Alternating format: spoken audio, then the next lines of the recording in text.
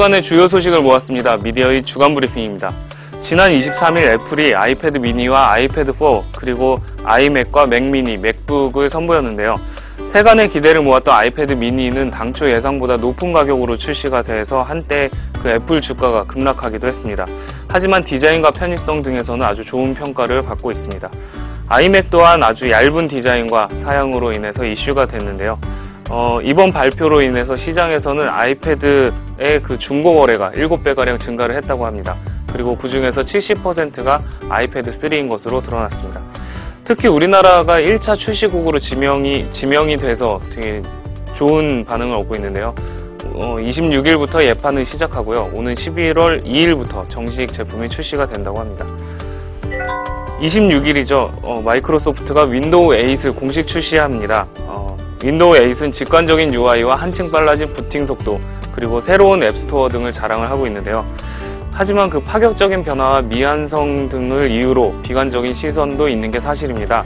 패러라이즈는 가상화상에서 애플리케이션과 데이터가 사라지기 때문에 안정화될 때까지 좀 업데이트하지 말고 기다리라고 경고를 했습니다.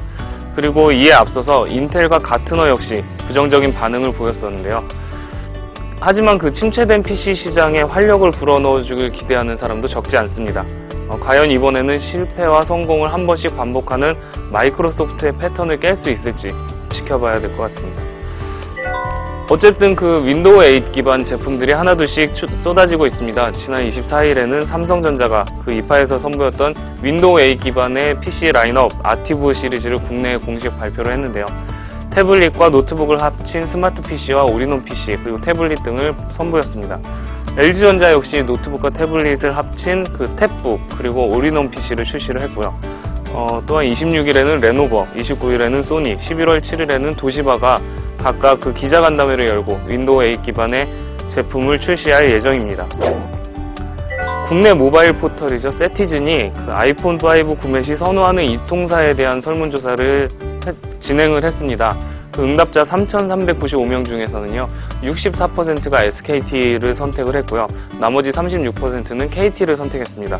SKT를 선택한 응답자는 그 LTE 품질과 그 멤버십, 그리고 AS 등을 이유로 꼽았습니다. 시장조사 기관 가트너가 2013년 10대 기술 및 트렌드를 발표를 했습니다. 향후 3년간 기업에 큰 영향을 미칠 수 있는 기술이라고 소개를 했는데요. 여기에는 모바일 기기 전쟁 모바일 애플리케이션, 그리고 퍼스널 클라우드, 그리고 기업용 앱스토어 등이 포함이 되어 있습니다. 가트너는 그 IT 리더들은 향후 2년간의 전략적 계획 수립 과정에서 이를 반드시 반영을 해야 할 것이라고 강조를 했습니다. 드디어 LG전자가 지난 3분기 2,210억 원의 영업이익을 냈습니다. 이는 전분기 3,490억 원에 비하면 감소한 것이기는 하지만요. 전년도 같은 기간에 비교를 하면 전년도 같은 기간에는 320억 원의 적자를 기록했던 것과 비교를 하면 아주 우수한 성적이라고 할 수 있습니다. 로이터는 그 지난 3분기에 의외로 스마트폰 판매 성적이 좋았기 때문이라고 분석을 했는데요. LG전자는 옵티머스 G와 옵티머스 뷰2 같은 고사양 스마트폰이 앞으로도 좋은 성적을 이어갈 것이라고 예측하고 있습니다.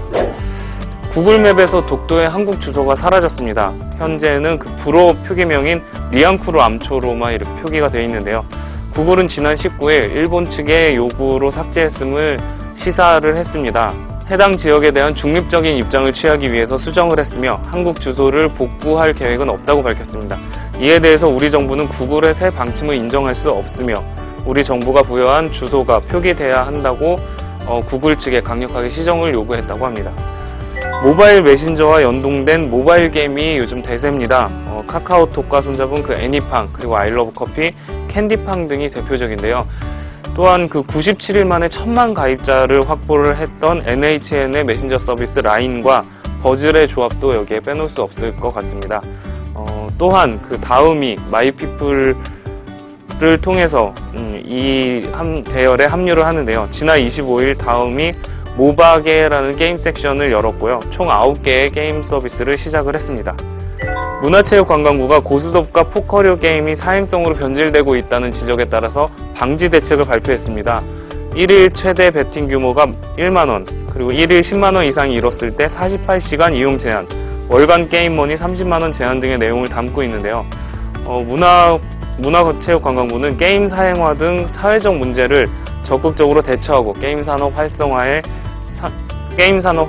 위해 더욱 노력하겠다고 밝혔습니다.